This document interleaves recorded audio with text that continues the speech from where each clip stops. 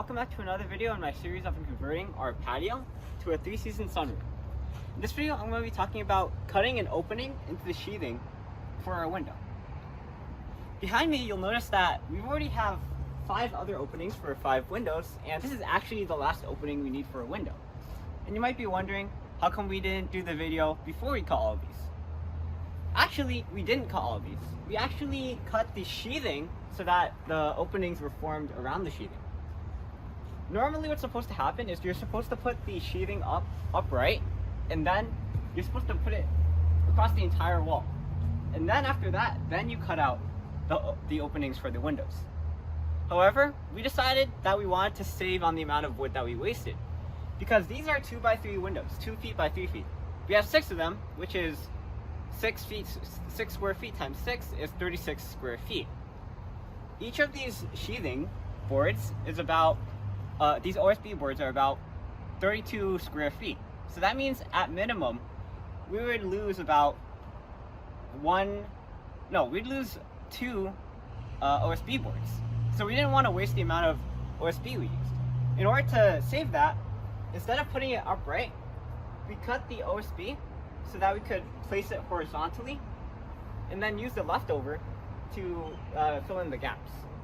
So you can see here, or actually here, that we cut the OSB specifically so that we could put it horizontally and so that we could put it into the openings. Small little correction. I said you lose 2 sheets of OSB. It's more like 1 sheet and a few extra square feet. And I guess let's get to actually doing something, because I guess you guys don't want to see me talking. But if you want to find out more about the sheathing, I talk about it in a different video. So we're going to be cutting out this section right here, this window. So what we want to do is first we want to trace out the area that we want to cut out, and then we want to cut it out with a saw. There are multiple ways to do this. The first one, there are multiple ways to trace it out. The first one is to drill 4 screws into the corners of the windows, and we're going to go into the inside so you can see the heads. And then what you want to do is you can take a line chuck, which is basically string, and then you can loop it around the screws, and then you can trace out the line using the string.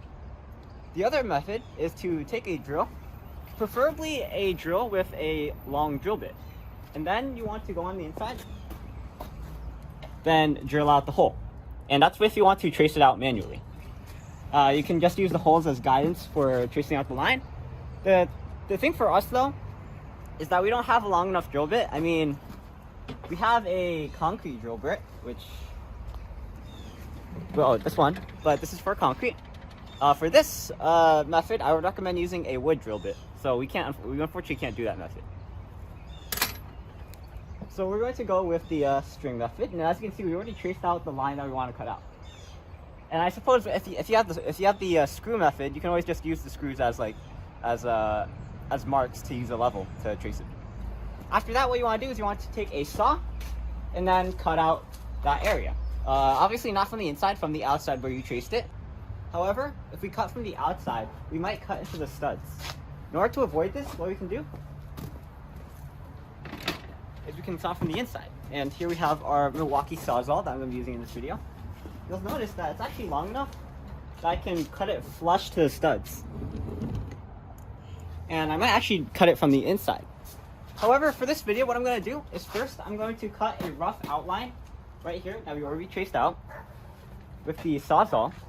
And then, because my dad's a perfectionist, we're going to cut it from the outside using his cordless saw, because this one actually cuts straight. The Sawzall, because it's a jigsaw, cuts really imprecisely. But this, while this is imprecise, I've heard some people actually cut their openings with a chainsaw. That's pretty cool, but today we're just going to be using the Sawzall and the cordless saw. Okay.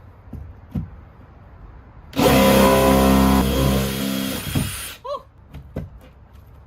Hold on. Okay.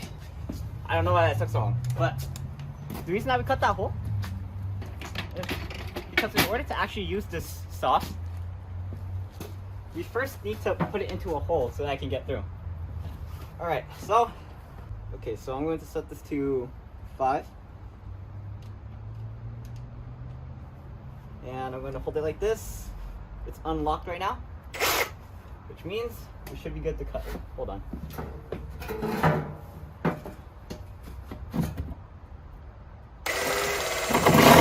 Wait, there we go. Oh.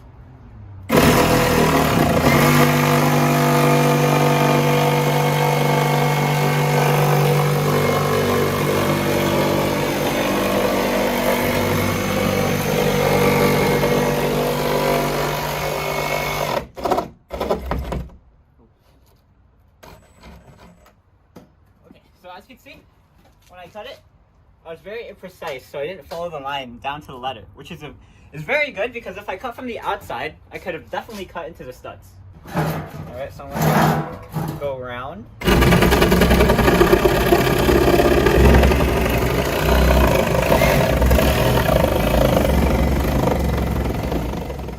This is a pretty cool saw, right? This is a Milwaukee Sawzall. Apparently one of the most powerful there is out there. And we actually didn't buy it for this purpose, we actually bought it for cutting metal. But as for cutting wood, or OSB, it's pretty cool.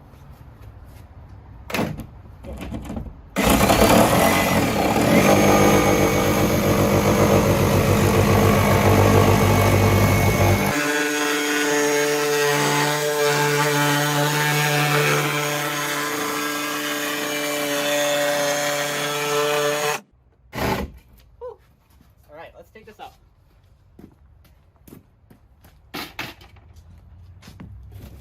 There we go. Here's the OSB that we cut out. Now, this is not a complete sheet here, but that's about 1, 2, 3, 4. And if we took out, if we had more of this, if we had the entire length, we'll probably take out about 8 of these blocks. So, by putting these horizontal sheets, we actually saved a lot of OSB. Whew. My dad's gonna cut the outside because I don't trust myself enough to do it. And he's also a perfectionist, so he's probably going to do a pretty good job with the cordless saw. But I am a big fan of this Milwaukee. Wait, did I lock it? Okay, I locked it.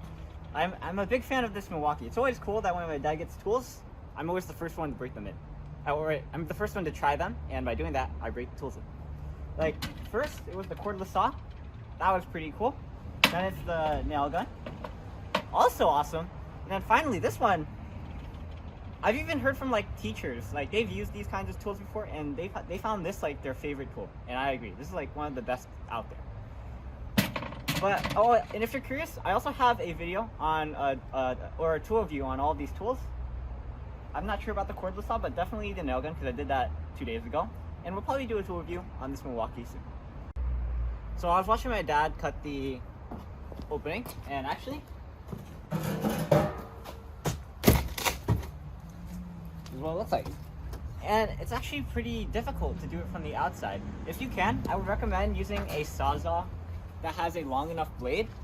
Ours looks like it isn't exactly long enough to go through the entire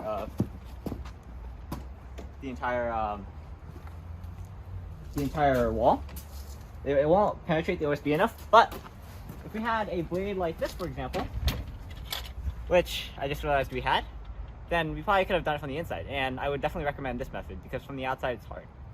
But in our case, we have some play because the windows isn't actually 24 by 36. It's actually no, I mean the windows that we're gonna get, not the opening, is 23.5 by 35.5. So we have half an inch of play in both directions. So it's all right if we don't cut it precisely for us. For your application, it might matter. But overall, pretty cool job. We ended up finishing up with the Sawzall, even though we started off with the cordless saw. And this is what we ended up with. Alright, so we finished it up. We used the chisel to knock out any of the chipped areas. Overall, I thought it was going to be an easy job. You know, it's just cutting out opening, right? It turns out that if you want to cut it precise, it's very challenging. And you can even see my dad, even the perfectionist, he even cut a bit into the stud. And, well, what do you do about that? That's actually going to be the topic of our next video, so stay tuned for that. But for now, all I have to say is that this Sawzall is pretty cool. And the only reason I remember it's called a Sawzall is because my teacher once talked about it in class. So, shout outs to Miss F. But for now, I just want to leave off with one last remark about why it's recommended to put the OSB upright.